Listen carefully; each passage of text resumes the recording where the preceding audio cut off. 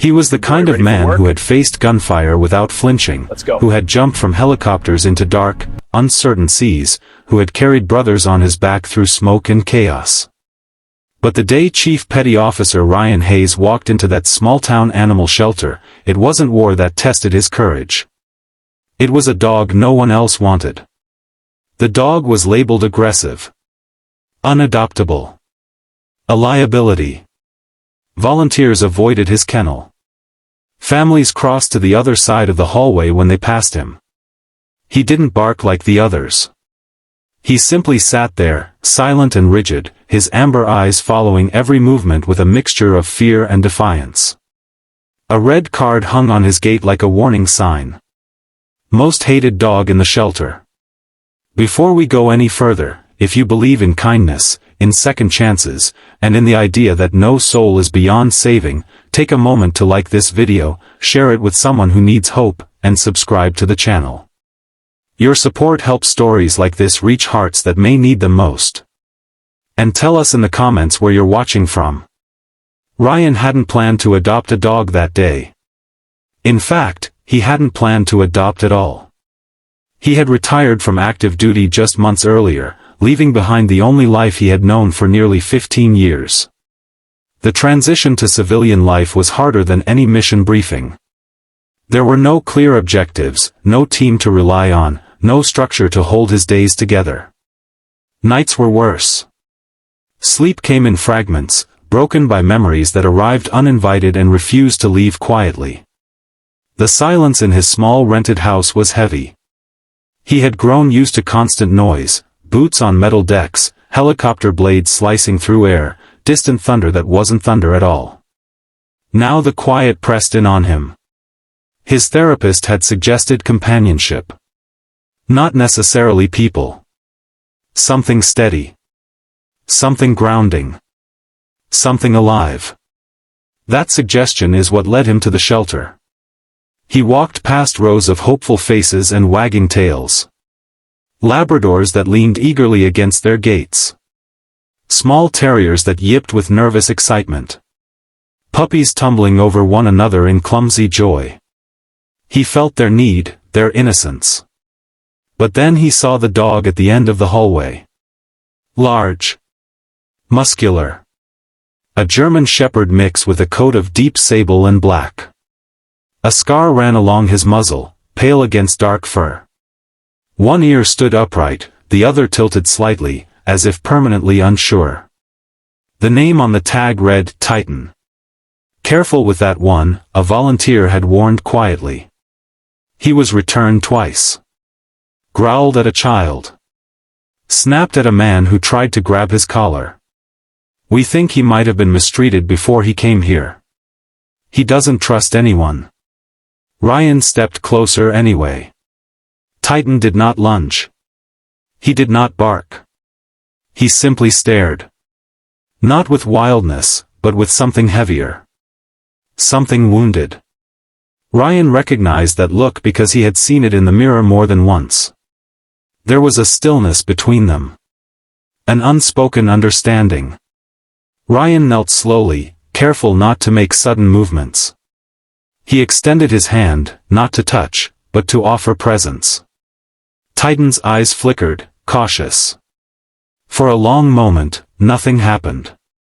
Then, almost imperceptibly, the dog shifted forward. It wasn't trust. Not yet. But it wasn't rejection either. Against every recommendation, against every warning, Ryan signed the adoption papers. The first week was a battlefield of its own. Titan paced the house constantly, nails clicking against hardwood floors in restless patterns. He flinched at loud sounds. He refused to eat unless Ryan sat nearby. If a neighbor's car backfired or a door slammed too hard, Titan's body went rigid, teeth bared in defensive fear. Twice he knocked over furniture in a panic. Ryan didn't yell. He didn't punish. He had learned long ago that fear met with force only deepens the wound. Instead, he created structure. Morning walks at the same time each day. Training sessions built on patience and reward. Clear commands. Calm tone. Consistency. Still, there were setbacks. One afternoon, a jogger passed too close on the sidewalk. Titan reacted instantly, lunging at the leash, barking with explosive intensity.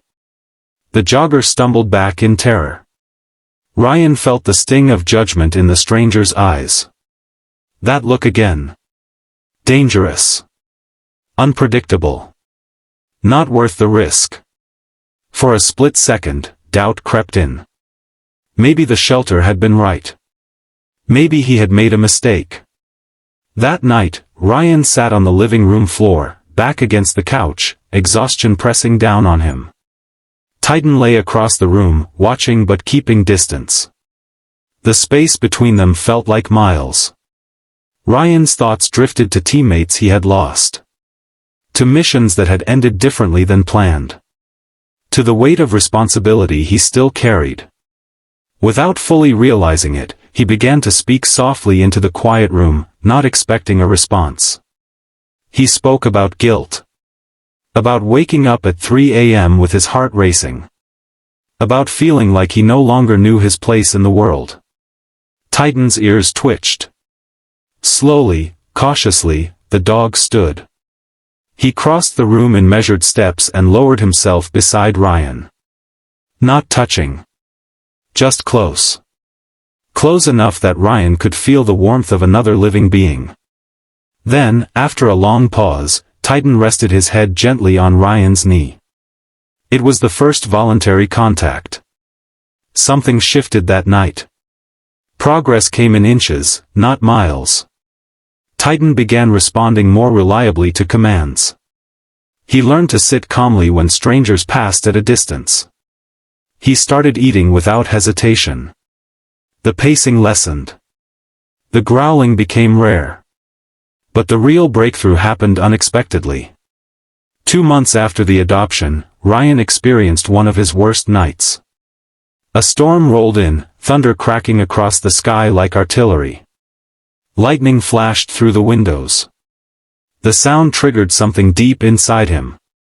He woke disoriented, breath ragged, trapped in a memory that felt painfully present. He didn't realize he had fallen to the floor until he felt weight against his chest. Titan.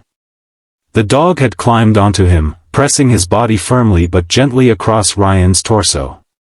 Not frantic. Not fearful of the thunder outside. Focused. Intent. His steady breathing became an anchor. His presence cut through the chaos in Ryan's mind. Ryan's breathing began to match the rhythm. Slow. Inhale. Exhale. The panic receded like a tide pulling back from shore. Titan had sensed it. From that night forward, something unbreakable formed between them. Ryan began incorporating more advanced training, tapping into skills he had learned working alongside military K-9 units overseas. Titan responded with astonishing intelligence. Commands came quicker.